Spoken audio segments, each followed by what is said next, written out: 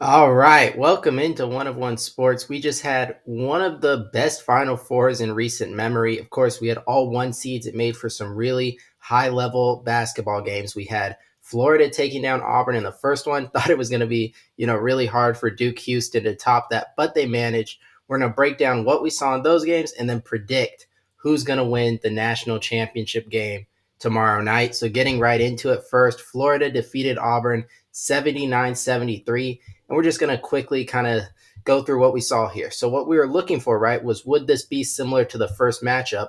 Would Florida just kind of out physical Auburn? And they didn't, right? Auburn showed up really ready to play. They played better than Florida in the first half and got out to, I think, about an 8 point advantage at the half. And they looked like they matched up physically.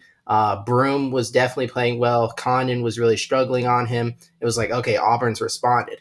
But then the X factors that we highlighted were for Auburn, it was their 3 point shooting, and they shot, I think, 30% or just below 30%, which not going to get it done. And that was similar to what happened in the first game and a big reason they lost. And then for Florida, we highlighted they have to shoot 70% or better on their free throws, and they shot right at 70%, but it went down because of the late fouling.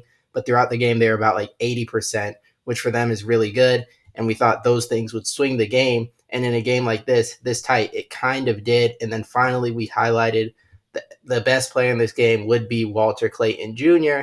And yeah, he was. And we talked about, we know Johni Broome would potentially win Player of the Year because when we made the video, it hadn't been announced yet. But Walter Clayton Jr. was going to be the best player on the floor. He was. And overall, Florida's depth seemed to tire out Auburn late in the game, having the best player. And then, yeah, Florida, the free throws for them was most important. They shot free throws better than Auburn. They shot threes better than Auburn. And yeah, even though they were outplayed for large stretches in the first half, eventually, the longer the game went on, it was clear who was the better team. Florida had more depth, better shooters, better rebounders, and overall, yeah, they were clearly the better team. Even with some questionable officiating, I think, going against them down the stretch, they still got the win. So that's what we saw from Auburn and Florida. Next up, we saw Houston absolutely shock Duke 70-67. And I got to be honest, I was just, even obviously everyone was stunned during the game, but just I knew Houston had a chance, but I was already prepping a Duke Florida prediction video. I was so confident I would be right about these games.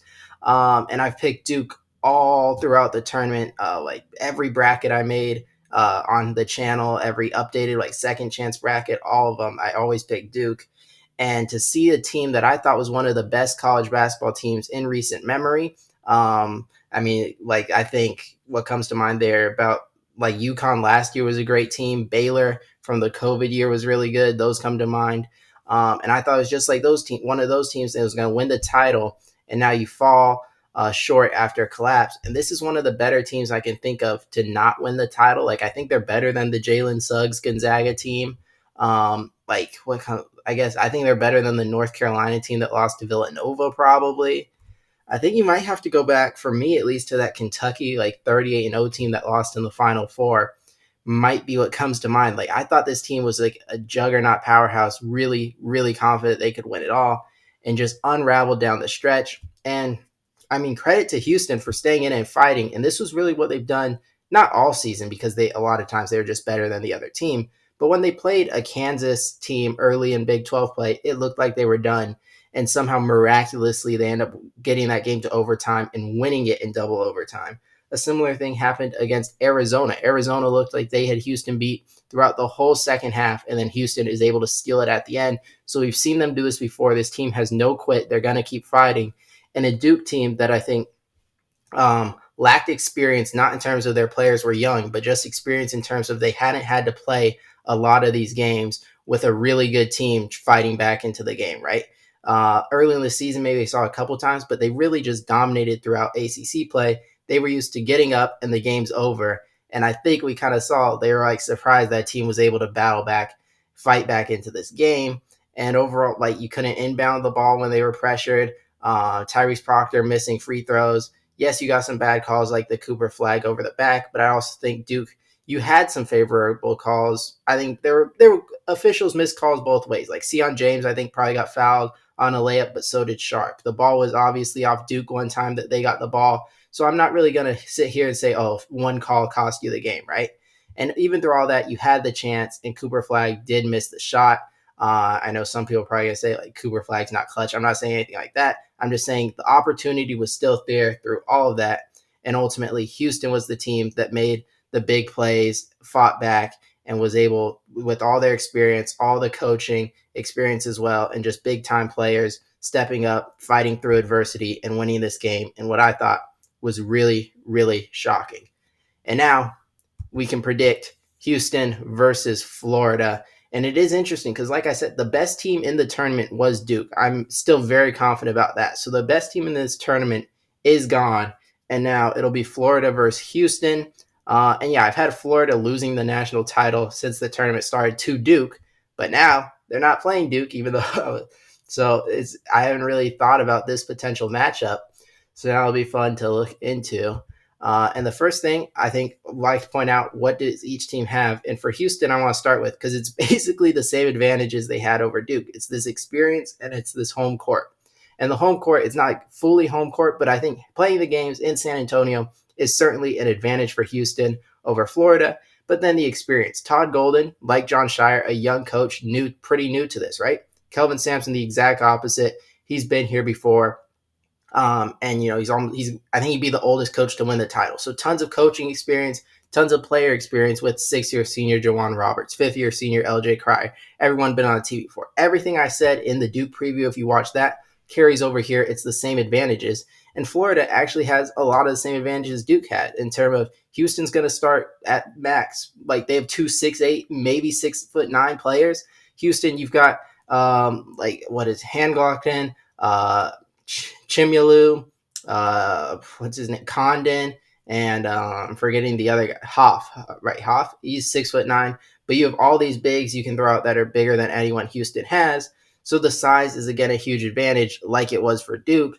And although Duke is the tallest team in the country, Florida has the, how would I say, it's like their bigs are bigger than, because Duke played a lot of Maluach, and then Gungba didn't play that much. So you had like Malik Brown, Cooper Flag, that were really about the same guys as Houston's biggest guys. It's just Duke's perimeter players are abnormally tall. Like everyone's 6'6" or taller pretty much. Florida has a lot of size, specifically in the interior, right? Which could give Houston some problems. And then you got to point out Walter Clayton, because this guy is on a tear. You can compare him to what Steph Curry did, Davidson, what Kemba Walker did, Connecticut with Shabazz Napier. He's having maybe not quite that level, but certainly up there in terms of the shots he's hitting, like difficult shots from three, 30-point games in back-to-back tournament games, and really not, I don't want to say carrying Florida, but he is sort of carrying Florida, because Alex Condon did not show up really against Auburn, and Walter Clayton's able to go for 30, was it 34, and get the win.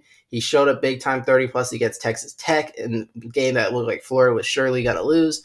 So yeah, they have the best player and a guy that is playing incredible recently in this tournament. Could he have a letdown game playing against a defense as good as Houston? Sure, but I'm not going to bet on that at this point. He seems to be fully ready for this moment, and I think he's going to be the best player on the court again, if I had to guess. Next, I think you got to look at the rebounding and three-point battle. Houston is the best team in the country in terms of three-point percentage, but Florida is an elite three-point percentage defense, top 10 in the country.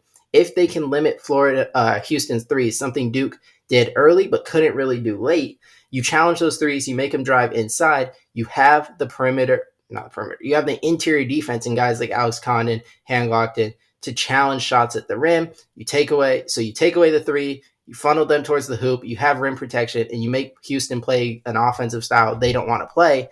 That can be the recipe to beat this Houston team. And then rebounding, something Houston is great at, tipping the ball out, right? Offensive rebounds. Well, Florida is a top 10 defensive rebounding team. I think one of the top offensive rebounding teams as well. And I think top 5 rebounding team in the country. So I think Florida is actually going to win the rebounding battle. Houston's 3 biggest strengths are their defense, their rebounding, and their three-point ability, in my opinion. If you can outdo them in 2 of them because you just play that good on the perimeter in terms of defending a 3 and you out-rebound them, I don't think you're going to play better defense than them, even though Florida is a good defense. But you beat them in 2 of their strengths, you're setting yourself up really well to win. And then I want to talk about the fast break and the fast start, because Florida, top 5 in the country in fast break points, but Houston plays at a really slow tempo, and I think they're probably going to be able to limit these fast break points. So it'll be interesting. Does Florida try go, no, we're playing our style no matter what? Or are they going to try to beat Houston in this sort of half court set game? I think it's possible you beat them that way, but I think you have to find a way at times to get Houston to play more up tempo.